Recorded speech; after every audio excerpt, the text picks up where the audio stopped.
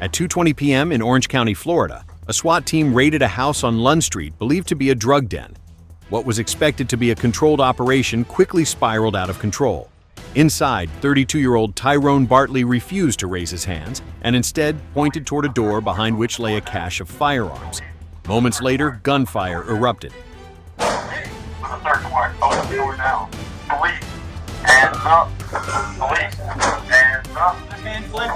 Put on your side. Robert, push left. On your reach, up. Hands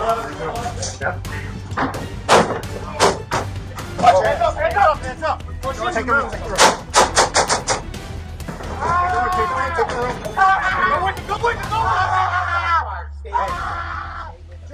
Bartley was rushed to the hospital but was later pronounced dead. Authorities confirmed a rifle was recovered just behind the bedroom door. In high-stakes raids like this, every second matters. Hands up! Take the room.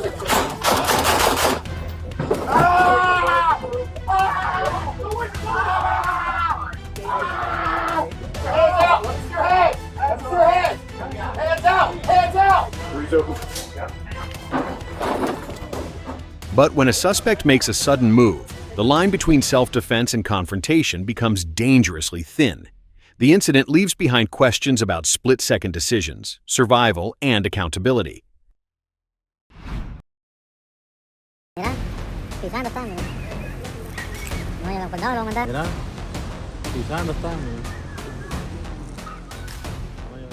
The video sparked public outrage and prompted a 2-month internal investigation.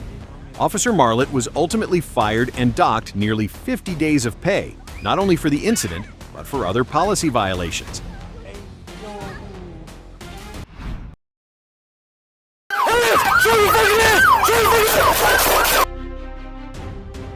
Jeremy Bennett, 37, of Jamaica, Queens, was pursued from a distance by Nassau County Police on the evening of September 20th.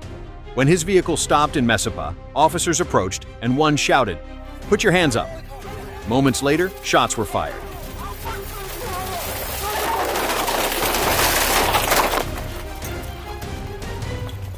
Bodycam footage released by the New York State Attorney General's office shows the incident from 5 officers' perspectives. Although the video does not show Bennett drawing a weapon, officers opened fire almost immediately.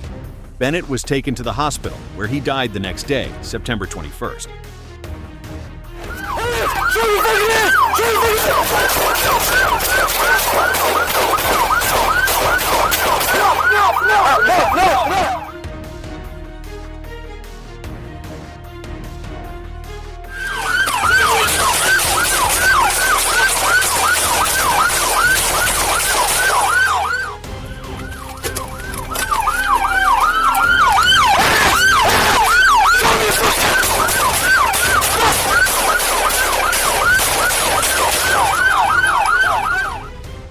No officers were injured.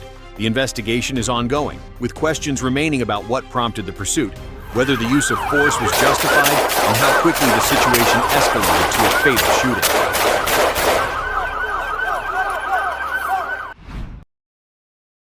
Drop the knife! Drop the knife! Drop the knife!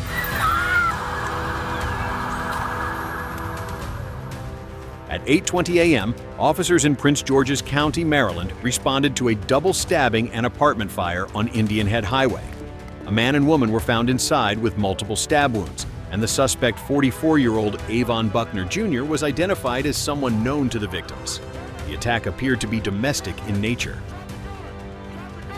Drop the gun! Drop it! Drop it! Drop it! Drop it! Drop it! Drop the gun! Drop the gun! Drop that knife!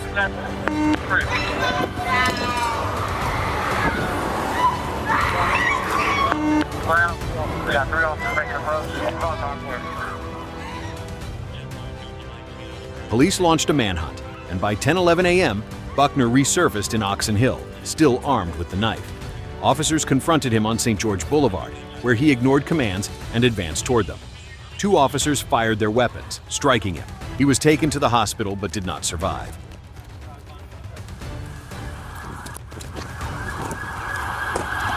.34 John, 10-3, he's got a knife.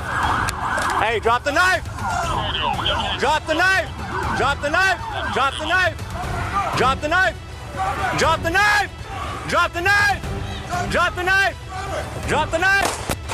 Drop the knife! Drop the knife! Drop the knife! Get to cover! Get to cover! Get out! Get out! Everybody watch out for crossfire.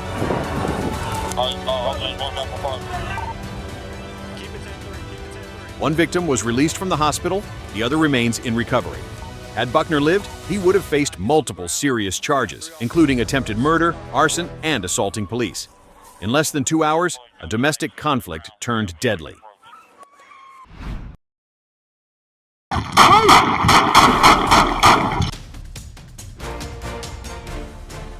At around 2 p.m. on December 19, 2024, Indianapolis police responded to multiple 911 calls reporting gunfire on South Gorman Avenue. Again, we're blasting northbound. The suspect, 40-year-old Olin Antonuni, was seen walking through the neighborhood armed. A woman with a gunshot wound was found in a nearby backyard, intensifying the urgency.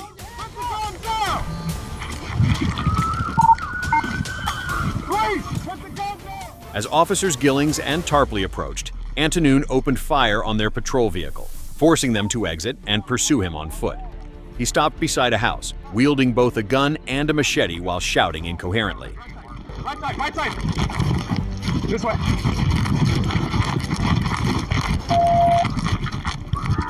Police! Get on the ground! Get on the ground! Here's a machete.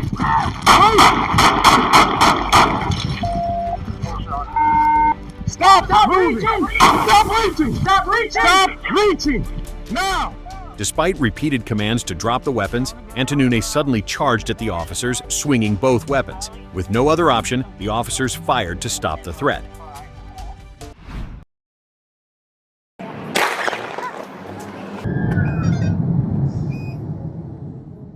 At 10:25 a.m. on April 10, 2025, Fresno police responded to a call from a bus supervisor at the Manchester Transit Center. The caller reported that a woman, later identified as 39-year-old Joanna Lopez, was holding an elderly victim hostage with a 6-inch knife. Lopez, unemployed at the time, refused to obey officers' commands, putting the hostage in immediate danger. Hey, everybody move out the way. Everybody move out the way. Hey, put the knife down. Get out the way. Faced with a critical threat, police were forced to open fire. Officers performed CPR until paramedics arrived, but Lopez was later pronounced dead at the hospital. Hey, get down. Put the knife down.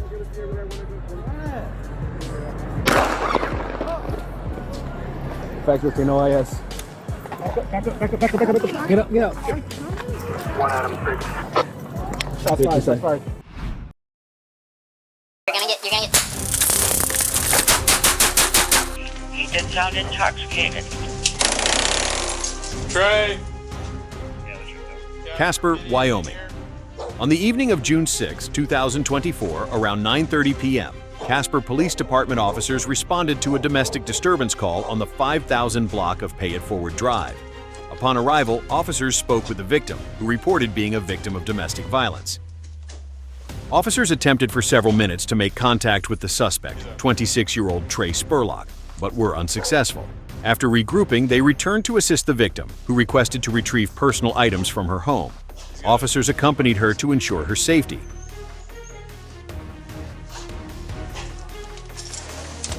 What's going on? Yeah, she was safe. I know, but we had to. No, you couldn't. Once inside the residence, officers observed Spurlock sitting on a balcony with a rifle at his side.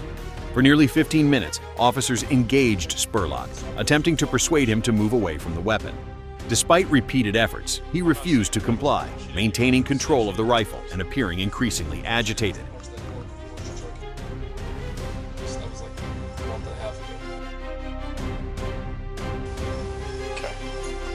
You said that's an airsoft gun? Did you say that's an airsoft gun, or is that a real gun?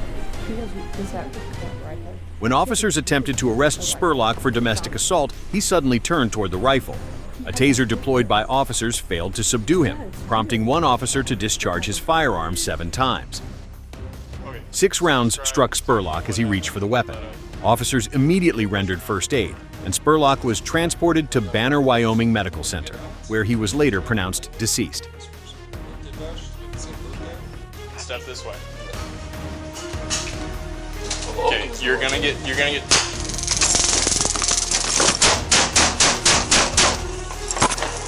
365 shots fired, shots fired.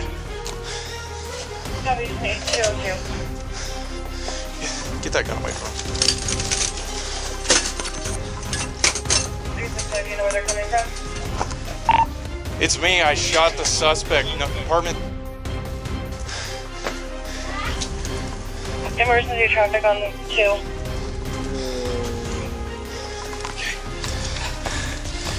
Alright. Medical here. Copy. Emergent. Okay. Hitting the leg, let's get a turn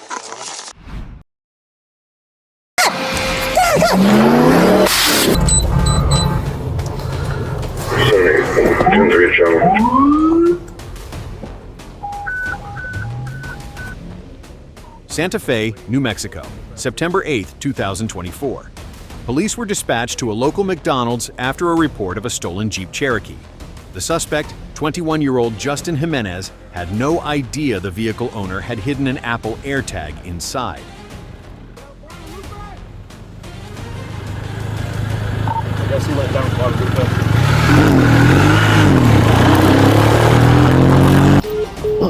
Sorry, I was. Do you mind if I leave? Yeah, of course. After verifying the AirTag's signal, officers immediately launched a pursuit. The chase lasted nearly an hour, filled with danger as Jimenez recklessly evaded capture. Tensions rose when he drove toward the Fiesta de Santa Fe, a major city celebration packed with people. I am not pursuing. He is outdoors. We can be wide open. Stop! Get out of the car! Stop, please! What's going on?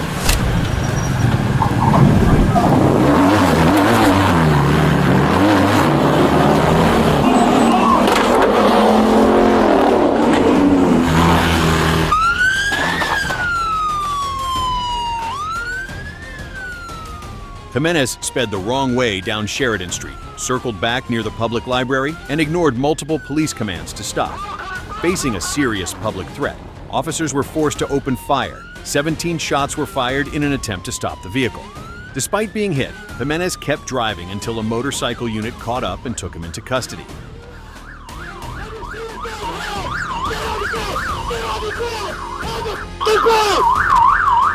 out of the pocket! Get out of your pocket! We're getting advised that 53, SO53 was the vehicle that was hit, the unit that was hit. Get out of the ground now! On the ground! Tourniquet!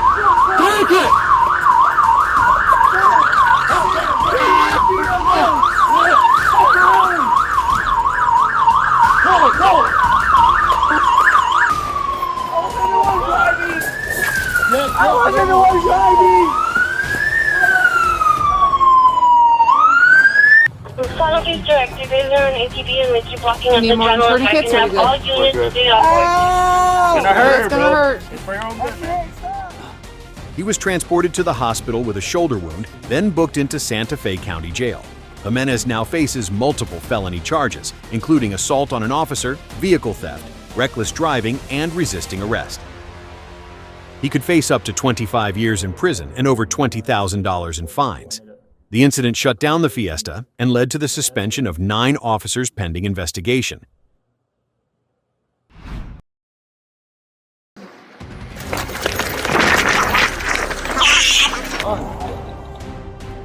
Albuquerque, New Mexico, May 5, 2025. Officer Aaron Stevens of the Albuquerque Police stopped to check on a man loitering under a no trespassing sign at a DK gas station.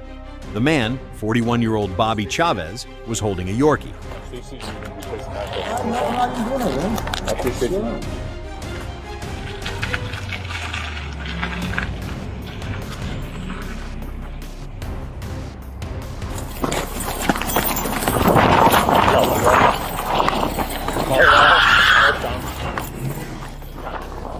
When told he was being detained for trespassing, Chavez threw the dog at the officer and ran.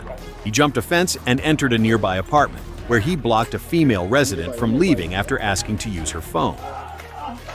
Police got Chavez to surrender after multiple commands. He exited with his hands up and was arrested. Already wanted on felony warrants for aggravated assault and drug-related offenses, Chavez now faces new charges, including false imprisonment, battery on a peace officer, and resisting arrest.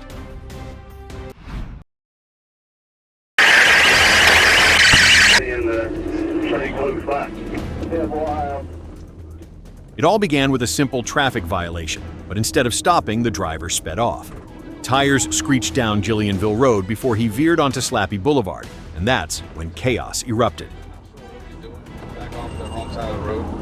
Our speed is down to 45. Quincy Smith hit 75 miles per hour, tearing through quiet roads and ignoring every danger in his path. He ran red lights, kept his distance from police, and seemed to be daring fate with each mile. A pit maneuver failed, and the chase roared on. At the intersection of Oglethorpe and Radium Springs, officers nailed a second pit, boxing Smith in with a sudden blockade. The pursuit ended, but how many years behind bars will it take to pay for such reckless defiance?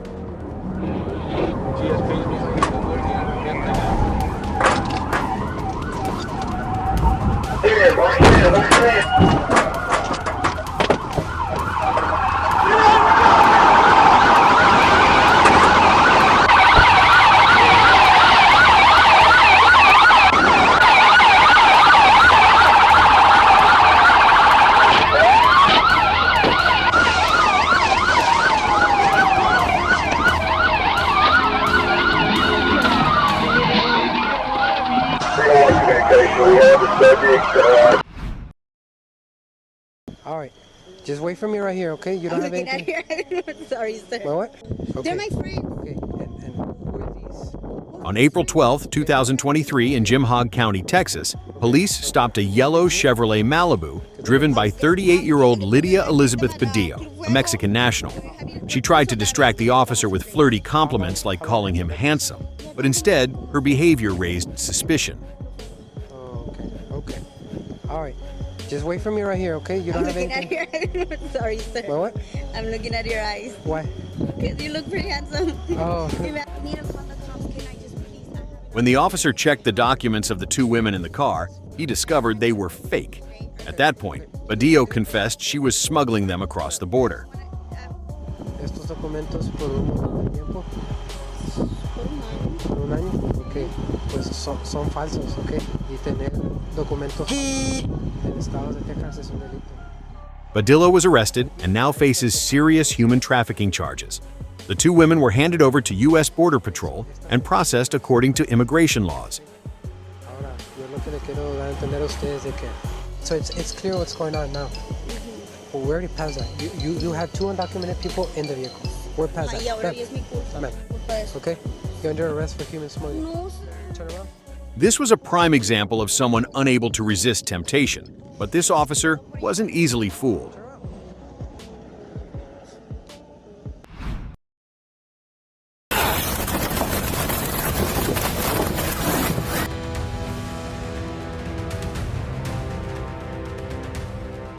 While patrolling in Shiawassee County, Sergeant Burden received word that a silver Ford Fusion was fleeing law enforcement in Clinton County, racing eastbound on Route 69 at speeds topping 100 miles per hour.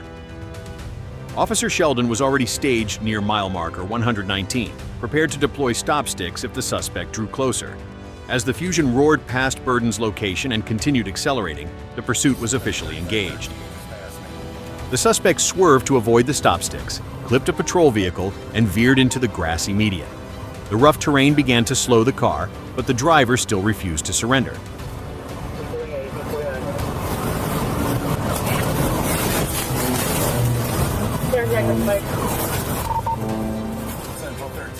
Seizing the moment, Sergeant Burden performed a precision PIT maneuver, forcing the Ford Fusion to a halt. With the assistance of Deputy Burns and Officer Sheldon, the suspect identified as Edward Dante Ray Hardy was taken into custody at the scene. A K-9 unit was deployed and later discovered a loaded handgun that had been tossed from the vehicle during the chase.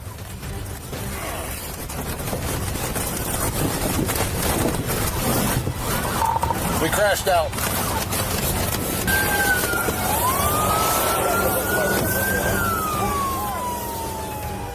Inside the car, investigators recovered packaged cocaine, marijuana intended for sale, a digital scale, and nearly $400 in cash.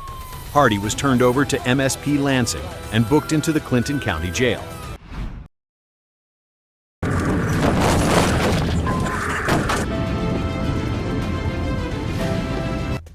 Arkansas police spotted a Chevy Tahoe speeding recklessly through heavy traffic, weaving between vehicles and putting countless lives at risk.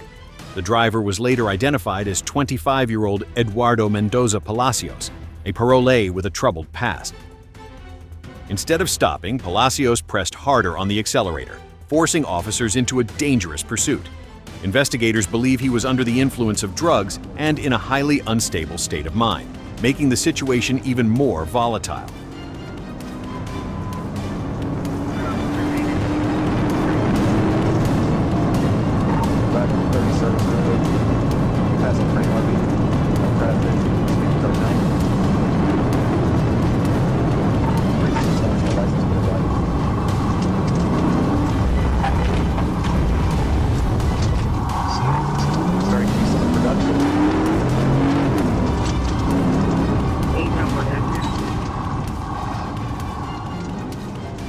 Despite his desperate attempts to escape, officers managed to bring the SUV to a halt and take Palacios into custody. He fought briefly during the arrest, but was eventually restrained in handcuffs and placed in the back of a patrol car. Moments later, Palacios slumped forward, gasping for air, prompting officers to call for medical assistance. He remains in custody as the investigation continues.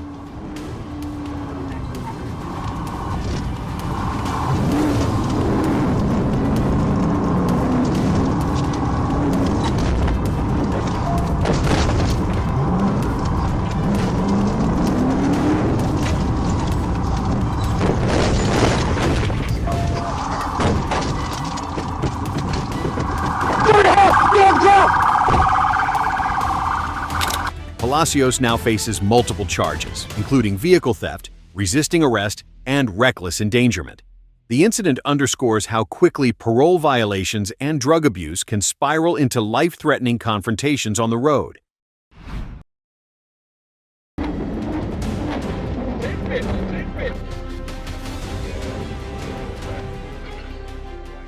A routine traffic stop on southbound Diarrhea 675 near Double Bridge took a dangerous turn when the driver, later identified as Naikeem Greves, suddenly accelerated into the emergency lane. Troopers immediately gave chase and alerted Troop C radio as the vehicle sped down the shoulder, weaving recklessly between cars in an effort to flee. The pursuit intensified as Greves continued southbound, passing GA 42 and GA 138 before entering Henry County.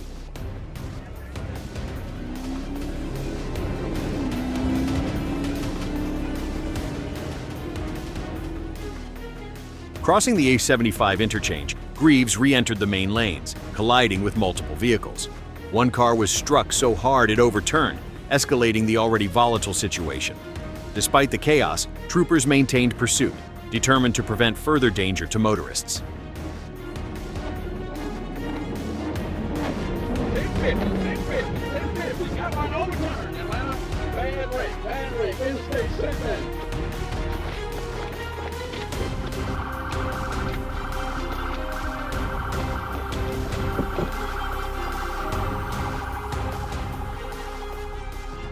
The chase ended when Greaves' vehicle became disabled and slammed against the concrete median. He was taken into custody without further resistance and later confirmed to have an active warrant out of DeKalb County. After receiving medical clearance, Greaves was booked into the Clayton County Jail, now facing additional charges stemming from the high-speed pursuit and collisions.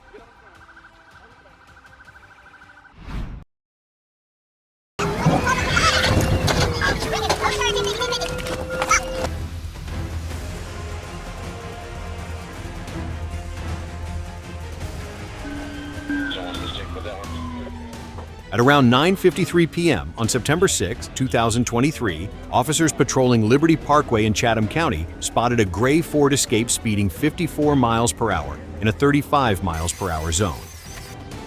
The vehicle was swerving across lane markings and endangering other drivers. When officers attempted a traffic stop with lights and sirens, the driver refused to comply, fleeing northbound at high speed. The pursuit escalated as the suspect blew through stop signs, weaved recklessly through traffic, nearly struck another car on Tremont Street, and pushed speeds past 100 miles per hour on I-516.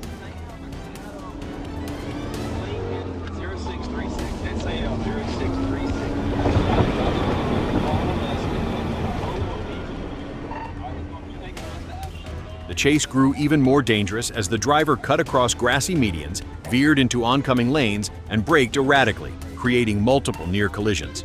Officers remained in pursuit, carefully managing traffic while preparing to end the threat.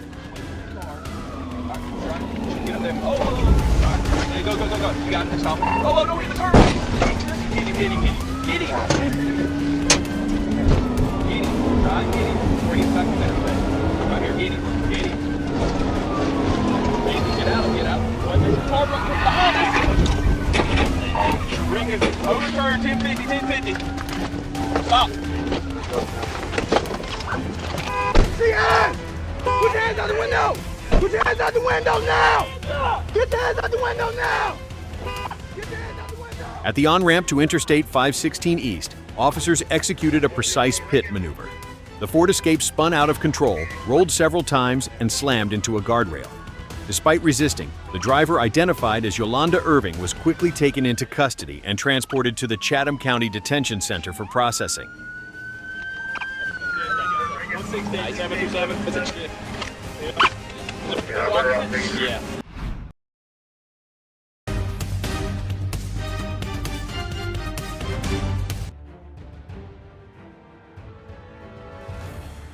Around noon on October 27, 2020 in Minnetonka, Minnesota, a patrol unit clocked a vehicle speeding 60 miles per hour in a 40 miles per hour zone.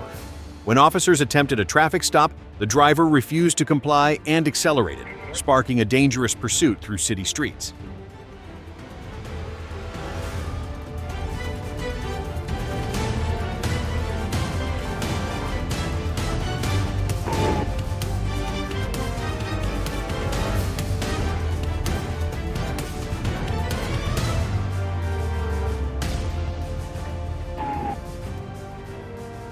The chase came to a devastating end at the intersection of Jordan Avenue and Cedar Lake Road, where the suspect's vehicle slammed head-on into a civilian car driving normally.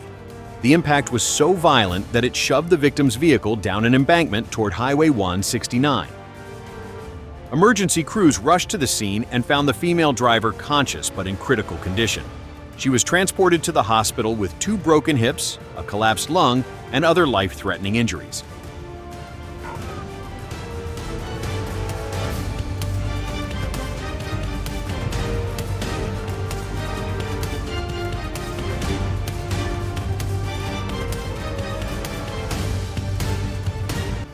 The suspect was identified as JMD, born in 1996.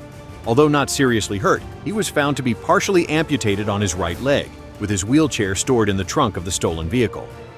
During his arrest, JMD admitted he fled because he was a wanted fugitive and knew the car was stolen.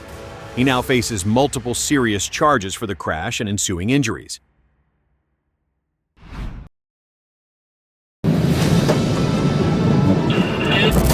On the afternoon of July 6, 2022, a patrol unit from the Spring Lake Park Police Department rushed to assist an officer under attack in Blaine, Minnesota. While speeding southbound on Highway 65 with lights and sirens activated, the vehicle attempted to pass an SUV.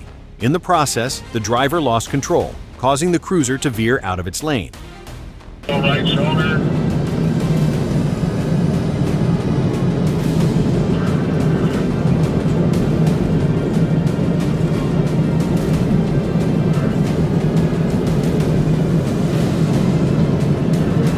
Send over mid again, approaching Cascade.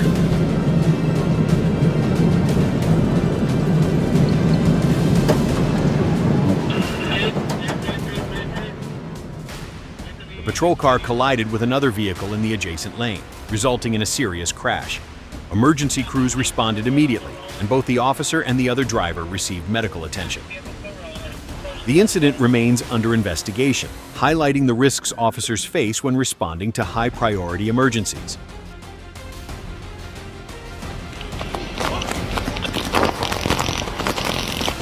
Just on the real fast. Hey! Rise up, 38. Rise in the case. Push forward, rise up, no shirt in the woods. 26. Don't move. Don't move. Black male, no shirt in the woods. Push bond 20 feet. I got him.